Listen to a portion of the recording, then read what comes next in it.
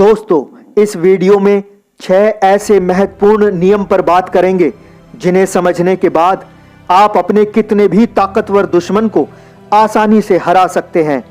चाणक्य के ये 6 नियम यदि आपने अपने जीवन में अपना लिए तो कोई भी दुश्मन आपके सामने टिक नहीं पाएगा। इतिहास गवाह है कि चाणक्य ने एक आचार्य होते हुए भी संपूर्ण भारत को चंद्रगुप्त जैसा एक महान सम्राट बनाकर दिया और बिखरे हुए भारत को समृद्ध और अखंड भारत बनाया। आचार्य चाणक्य ने वही नियम जिन पर चलकर यह सब संभव कर दिखाया अपनी चाणक्य नीति में बताए हैं। इसीलिए ये नियम बहुत ही महत्वपूर्ण है। पूरी तरह से समझने के लिए ध्यान से सुने आचार्य चाणक्य की नीति से ये 6 महत्वपूर्ण नियम जो बड़े बड़े ताकतवर को भी परास्त कर सकते हैं। चाणक्य कहते हैं कि बिना किसी ठोस कारण के किसी को भी अपना शत्रु नहीं बनाना चाहिए। ठीक उसी तरह बिना किसी ठोस कारण के किसी को अपना मित्र भी नहीं बनाना चाहिए। कोई भी रिश्ता किसी न किसी लेन देन पर ही जन्म लेता है। प्रयास यही करो कि किसी भी लेन देन में न खुद का न सामने वाले का कोई नुकसान नहीं होना चाहिए। शत्रुता जन्म लेती है तो केवल और केवल लेन देन में होने वाले नुकसान से ही जन्म लेती है। शत्रु यदि आपके जीवन संकट का कारण बन जाए तो अपनी आत्मरक्षा के लिए शत्रु को हराना उचित होता है, उससे युद्ध करना उचित होता है। यह आचार्य चाणक्य जीवन का सार है जो हमें इन 6 नियम से समझना है। तो सबसे पहला नियम है संधि। यह नियम समझने के लिए पहले तो यह समझ लें कि ना तो सबसे लड़ा जा सकता है और ना ही सबसे जीता जा सकता है। इसीलिए अपने से ज्यादा ताकतवर हो, बराबर हो या उससे कम ताकतवर, सबसे ऐसा तालमेल बनाकर रखें कि जिससे ना उनका कोई नुकसान हो ना आपका। सारे लेन देन शांति के साथ चलते रहें। कुछ स्थान पर आप थोड़ा धैर्य से काम लें और कुछ स्थान पर सामने वाले से भी धैर्य की अपील करें। हो सके सामने वाले का थोड़ा फायदा करा के, कभी अपना नुकसान करा के एक संतुलन बनाए रखना चाहिए।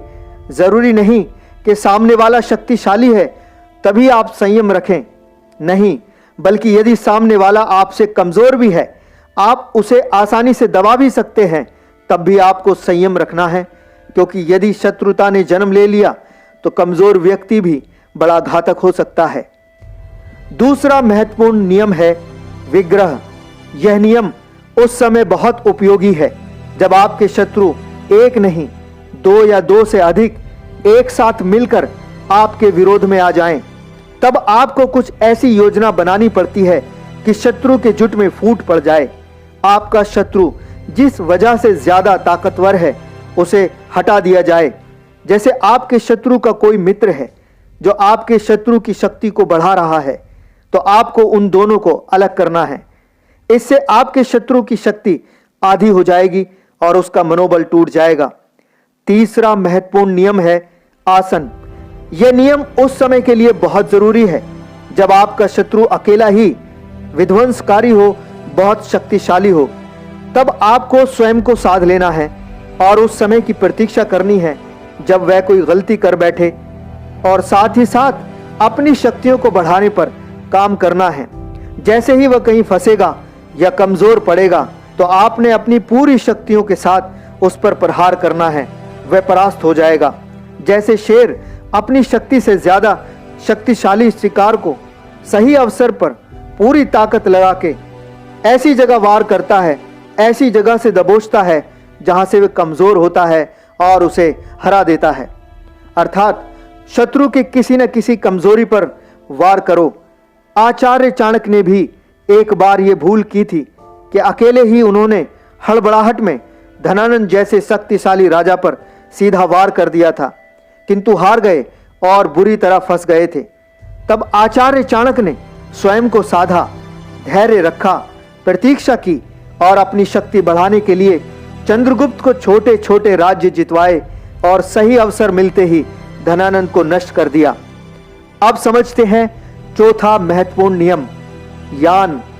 यह नियम तभी किया जाता है जब यह सुनिश्चित हो जाए कि आप अवश्य ही विजयी होने वाले हैं। संभावना आपकी ही जीत की है तो यह तुरंत आक्रमण करने का नियम है। आक्रमण करके शत्रु का जितना ज्यादा से ज्यादा हो सके नुकसान करो। तो पहली शर्त यही है कि जीत की पूरी संभावना आपकी ही होनी चाहिए, तभी आक्रमण करें। या फिर दूसरी शर्त यह है कि अब आपके प्राण ही संकट में हैं तो आक्रमण करना ही पड़ेगा। इस नियम का प्रयोग बड़े ही सोच समझकर करना चाहिए, क्योंकि दोनों पक्ष की हानि होती है, प्राणों की भी, धन संपदा की भी। चलिए समझते हैं पांचवा महत्वपूर्ण नियम, संश्रय। यह नियम उस स्थिति के लिए अति आवश्यक है जब आपका शत्रु इतना बलशाली है, इतना विशाल है, आप कुछ भी कर लो उसका कुछ नहीं बिगाड़ सकते। यह नियम उपयोग में लाने के दो तरीके हैं। पहला, अगर शत्रु इतना शक्तिशाली है तो उसकी शरण में ही चले जाओ, उसे स्वामी बना दो, खुद को उसका दास बना दो और उसको पूरे विश्वास में लेकर धीरे धीरे उसकी जड़ों को काटते रहो। इसका बड़ा ही सुंदर उदाहरण है शकुनी।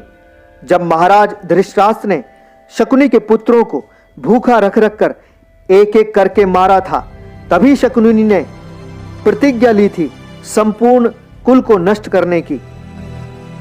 शकुनी बुद्धिमान थे, उन्होंने महाराज का दास बनकर पूरे के पूरे कुल को ही मिटा दिया और बिना युद्ध किए अपनी प्रतिज्ञा पूरी की।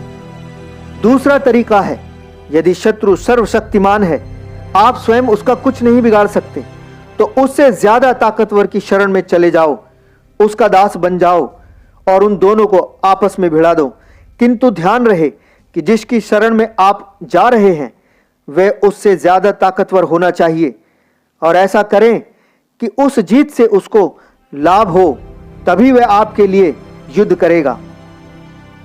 अब आइए समझते हैं छठा एवं महत्वपूर्ण नियम, द्विवेदी भाव। इस नियम में दरअसल अपने शत्रु से ऐसा व्यवहार, ऐसा कोई सौदा या ऐसा लेन देन तय किया जाता है कि शत्रु को लगना चाहिए कि फायदा उसका हो रहा है, किंतु आप जानते हैं कि उसका नुकसान उसे कितना होने वाला है। और अपने मित्र से ऐसा कोई व्यवहार करें जिससे सबको ऐसा लगे जैसे आपके मित्र का नुकसान हो रहा है और शत्रु को यह लगे कि ऐसा होने से उसका फायदा है और आपका नुकसान। तो अपने शत्रु को कमजोर करने का यह उपाय बड़ा अचूक है। इससे आपका शत्रु भ्रमित होकर स्वयं को विजयी मानकर निश्चिंत हो जाता है और उसका ध्यान आपकी नीतियों पर नहीं जाता।